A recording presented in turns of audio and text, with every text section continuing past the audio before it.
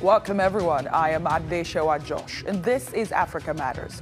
This week, we go to Malawi, Kenya, and Uganda and explore how the continent is dealing with the devastating impact of climate change.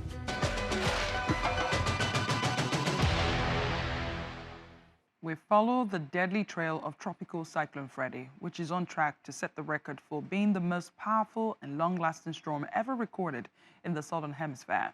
People in Mozambique, Madagascar, and Malawi are counting their losses from the storm, which has killed hundreds of people and left thousands homeless.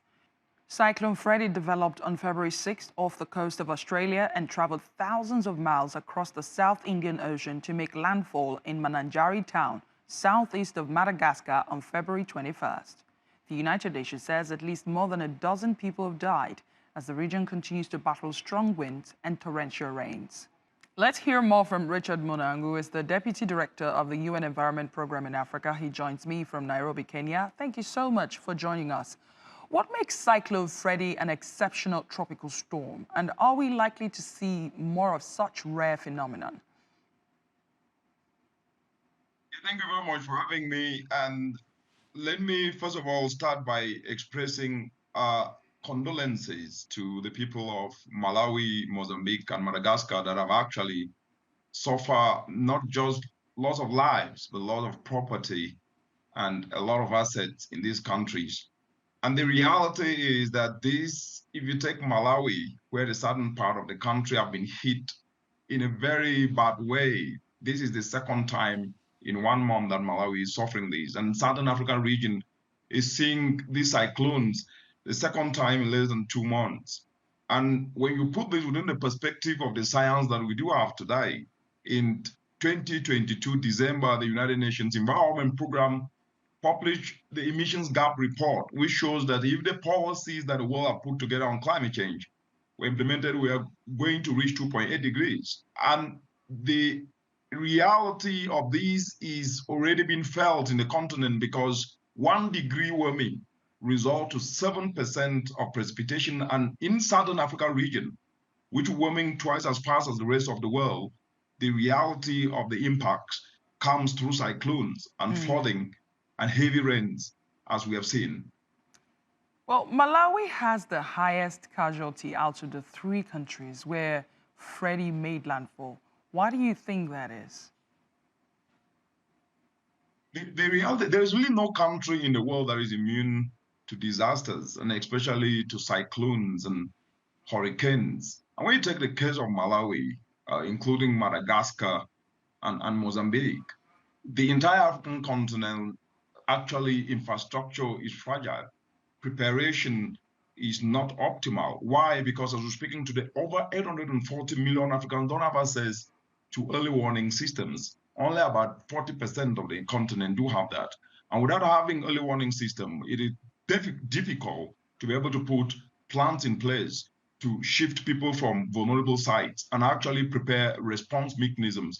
And therefore it becomes very, very important that early warning systems, automatic weather stations, actually get to become not just the norm, but at the same time get installed in every community so that people can be forewarned in cases of disasters like this, so that it can be relocated and also relief and emergency response actually beefed up. Mr. Munang, you know, sometimes early warning systems, especially in communities that rely on the resources of the sea, coastal communities, which in this case have been very affected, they rely on the resources of the sea. So when you tell them to evacuate, which is what early warning systems often translate to in many parts of Africa, what you're telling them is to forego their livelihood. How do you address that? Because that's usually why most people don't leave when early warning comes. That's a very important question. I think it's touching an aspect that sometimes gets forgotten when these aspects of emergency response are needed. That means we need to look not just at the immediate, we need to look at the medium and long term. And when you're looking at the long term, this one word socioeconomic comes in, because as we rightly put it, people in communities do not only belong there, they grew up there, they have their assets there, it's part and parcel of them. And therefore, the socioeconomic dimension comes in, because even if you were to give early warning signals to a family to relocate, if they don't have the resources, they will not be able to do so. And therefore, looking at how we can be able to empower, socioeconomically empower these communities with solutions that help them put more money in their pockets and food on the table, then that will prepare them to diversify and can easily move out of harm's way when that information from early warning system is brought to them. So what needs to be done is three things. Firstly, when you look at the entire African continent, including Malawi, Mozambique, and Madagascar, they have their climate action plans. And most of them focus actually in the area of agriculture and clean energy. It therefore means that the decentralization of solutions, for example, like a solar dryer to a community in southern Malawi, could actually see a mother dry her vegetables, dry her tomatoes, and as a result of that, will not suffer post-harvest losses, but will put food on the table and could also be able to sell that they put more money. The more these kind of actions and thinking of socioeconomic empowerment of communities is put at the forefront, because we cannot stop disasters, we can only prepare for them and respond. Because the changing climate is already such that we will see more of these cyclones, we'll see more of hurricanes, we'll see more of droughts, we'll see more of floods. Right. And so socioeconomic empowerment becomes the central stage. Doesn't that worry you then if according to you, we see more of these cyclones and we see more of these torrential rains? Is this the end of coastal communities and perhaps even tourism for many people who love to lounge by the sea and have a great time on holidays? Is this it? There are solutions that can be able to be put in place. For example, we talk about mangroves that could actually be able to reduce wind chill, can be able to protect not just coastal communities, but actually even act as harbors for fisheries that are providing livelihoods for millions of coastal communities. That is one. We talk about wetlands that actually are proven to be more than effective and actually reduces cost by 1.5 million US dollars in terms of artificial infrastructure. So this natural infrastructure, if they are actually not only invested in, but also protected, we are going to see that even though the cyclones are going to hit, the sheer force and sheer wind and the destruction will be minimized and communities will be protected.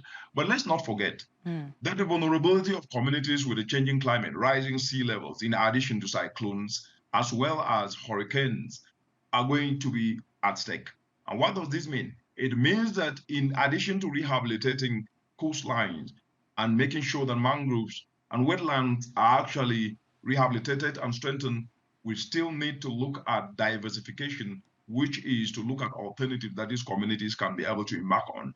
Because at the end of the day, with a changing climate and where we're already at a global community at 1.1 degree, with Africa warming faster and Southern African region warming faster, and with every degree translating to 7% precipitation, there are going to be losses, both in terms of life and even the beauty of our coastlines. Excellent contribution. Thank you so much, Mr. Richard Monang, the Deputy Director of the UN Environment Program in Africa. Thank you for speaking to Africa Matters.